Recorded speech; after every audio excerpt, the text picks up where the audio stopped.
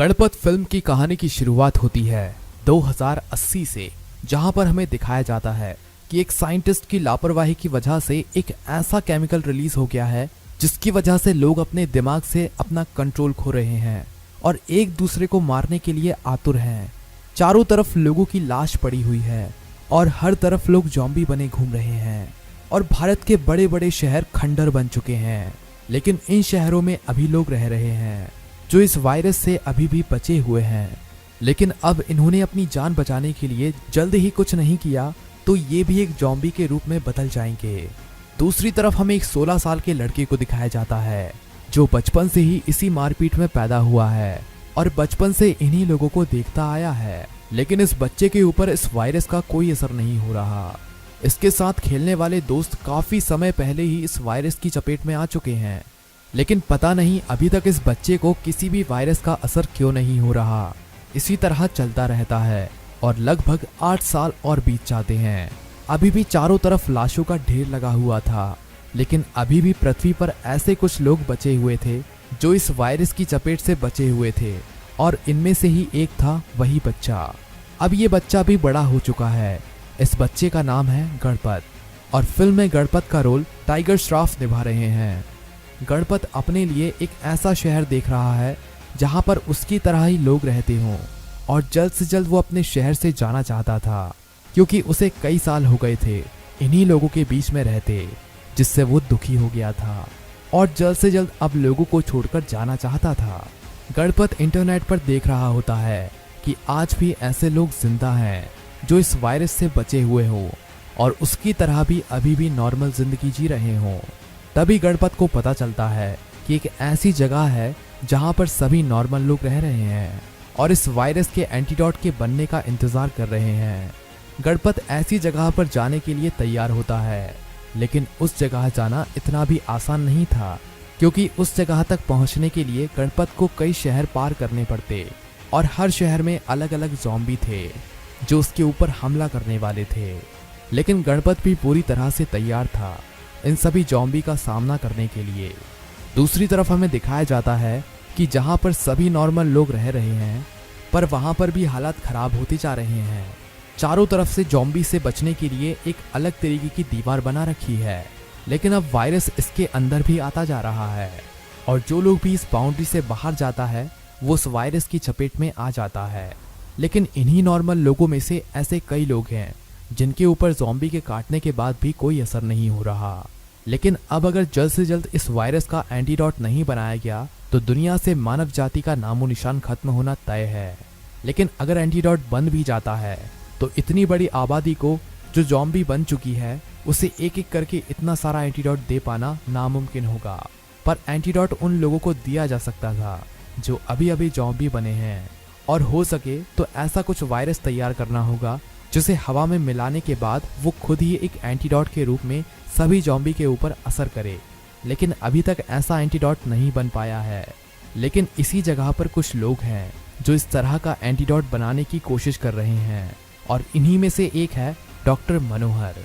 Film में doctor मनोहर का role Amitabh Bachchan निभा रहे हैं। डॉक्टर मनोहर एक साइंटिस्ट हैं जो कि इन्हीं ज़ॉम्बी के ऊपर रिसर्च कर रहे थे, लेकिन इनकी लैब में से ही किसी की गलती की वजह से ये ज़ॉम्बी वायरस फैला है। लेकिन अभी तक इन्हें ये नहीं पता है कि किसने ये वायरस फैलाया था और वायरस को रोकने के लिए अभी तक इनकी लैब की तरफ से कोई एंटीडोट भी नहीं बनाया था। डॉक्टर मनोहर कहते हैं कि उन्हें भी नहीं पता था कि ये वायरस इतना खतरनाक है, नहीं तो पहले हम इस वायरस का एंटीडोट बनाते फिर इस वायरस को बनाते।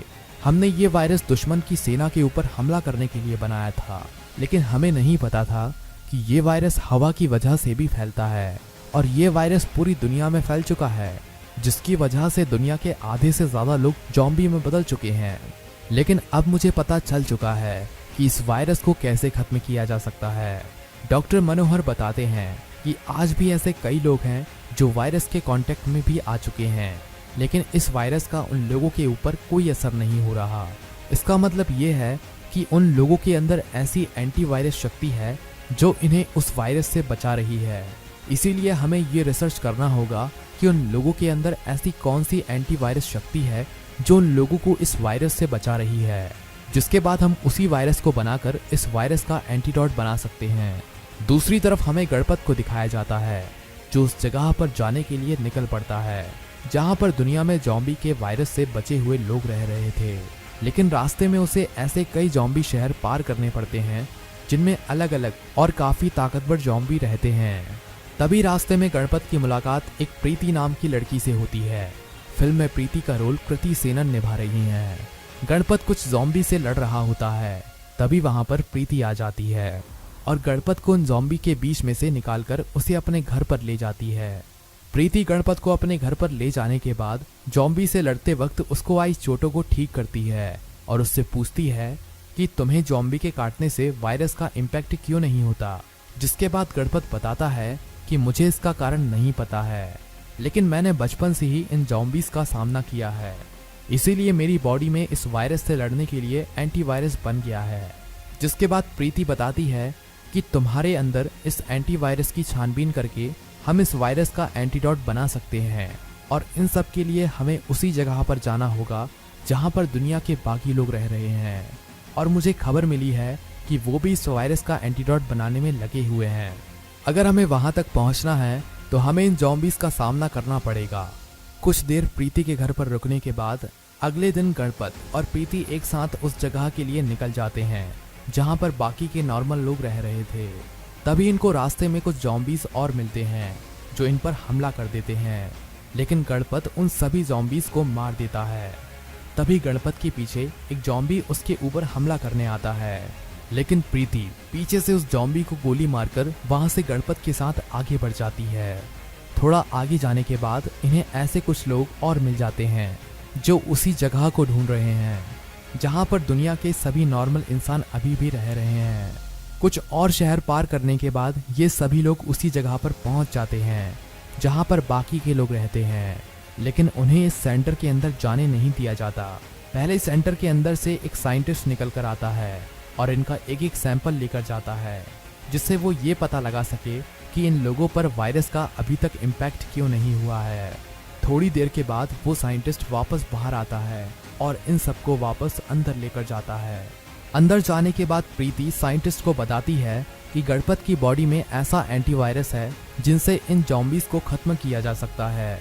तभी वहां पर डॉक्टर मनोहर पहुंच जाता है और इन्हें बताता है कि इसी सेंटर में ऐसे कई लोग हैं जिनकी बॉडी में भी ऐसा एंटीवायरस है जिनसे उनकी बॉडी में वायरस का कोई असर नहीं होता, और अब हम उसी एंटीवायरस के ऊपर रिसर्च कर रहे हैं।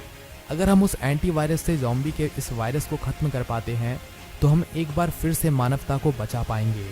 जिसके बाद डॉक्टर मनोहर गणपत को अपने साथ ले जाते हैं और उसके खून के कुछ सैंपल लेते हैं, जिससे वो चेक कर सकें कि उसकी बॉडी में एंटीवायरस है भी या नहीं। कुछ देर के बाद डॉक्टर मनोहर बताते हैं कि गणपत के खून में ऐसा वायरस है जो ज़ॉम्बीज के इस वायरस को कुछ ही समय में खत्म कर सकता है, और अब तक हमें ये एंटीवायरस किसी की भी बॉडी में नहीं मिला है। जिसके बाद डॉक्टर मनोहर गणपत की बॉडी से उसका और खून लेते हैं और सभी साइंटिस्ट को वही एंटीवायरस बनाने के काम पर लगा देते हैं।